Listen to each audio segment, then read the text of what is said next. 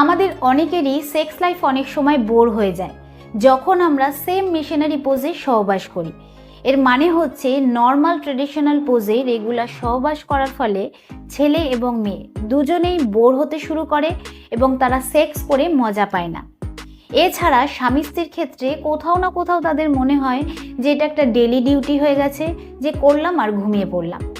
অনেকে তো এরকম রয়েছে যে শুধুমাত্র ভালো ঘুমের জন্য সহবাস করে থাকে।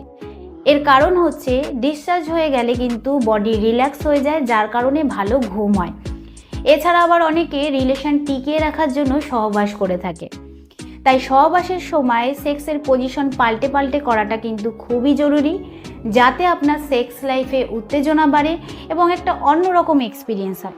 তাই আজকের ভিডিওতে আমি এমন 5টা পজিশনের কথা বলবো যেটা কিনা সায়েন্টিফিকলি ডিপ পেনিট্রেশন হয়, মেয়েদের জি স্পটে টাচ করে এবং ছেলে মেয়ে দুজনারই উত্তেজনা বাড়ায় এবং সেক্স করার মজা বাড়ায়।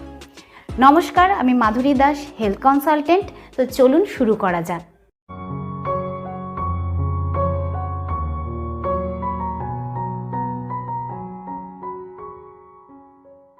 সবার প্রথমে আমি যেই পজিশনের ব্যাপারে আলোচনা করব সেটা হচ্ছে কাউগাল পজিশন, যেটাকে আমরা নর্মাল ভাষায় বলে থাকি women on top position.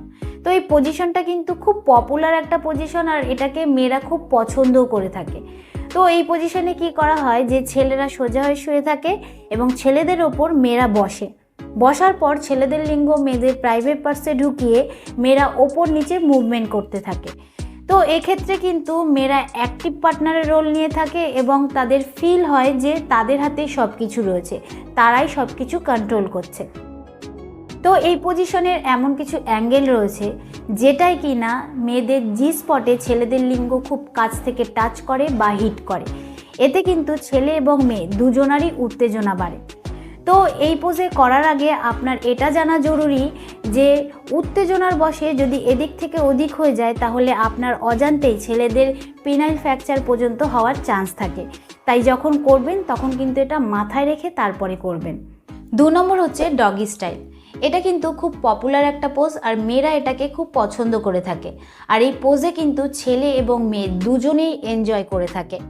Scientifically দেখা গেছে যে এই পোজের দ্বারা ডিপ পেনিট্রেশন হয়, মানে ছেলেদের লিঙ্গ মেয়েদের প্রাইভেট পার্টসের অনেক ভেতর দিকে ঢোকে এবং মেয়েদের যে ক্লিটোরিসের সেন্সিটিভ নার্ভগুলো রয়েছে তাতেও স্টিমুলেট খুব ভালোভাবে হয়।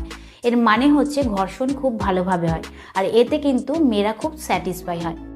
যে সমস্ত মেয়েরা কনসিভ করার কথা ভাবছেন তাদেরও কিন্তু এই পোজ ট্রাই করা উচিত, কারণ এতে কিন্তু ছেলেদের যে বীর্য রয়েছে সেটা অনেক ভেতর দিকে প্রবেশ করে। তো এই পোজের ব্যাপারে আপনি যদি ঠিকঠাকভাবে না জানেন তাহলে কিন্তু আপনি আপনার পার্টনারকে স্যাটিসফাই করতে পারবেন না। তো এই পোজ কিভাবে করে?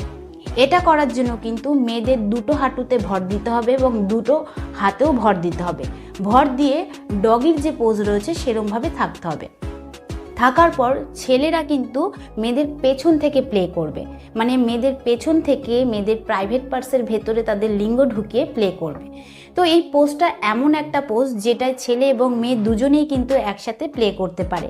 এর মানে হচ্ছে যে ছেলেরা পেছন থেকে তো করছেই, চাইলে মেয়েরাও কিন্তু সামনের থেকে সামনে পেছনে মুভমেন্ট করে করতে পারে। 3 নম্বর হচ্ছে সিটিং পজিশন। এই পজিশনে কিন্তু আজকাল অনেকেই সহবাস করে থাকে। এটা আপনি আপনার চেয়ারে বা টেবিলে বা কিচেনে স্ল্যাপে বসেও করতে পারেন। এই পজিশন করার জন্য কিন্তু মেয়েদেরকে বসে তাদের দুটো পা দুপাশে ফাঁক করতে হয় ঠিক এরকমভাবে, এবং ছেলেরা মেয়েদের পায়ের মাঝখানে এসে তাদের ভ্যাজাইনাতে পেনিট্রেশন করে। তো এই পজিশনটা ছেলেদের বা মেয়েদের এই কারণে ভালো লাগে যে প্রথমত মেয়েদের যে জি স্পট রয়েছে সেই জি স্পটে ছেলেদের লিঙ্গ গিয়ে টাচ করে।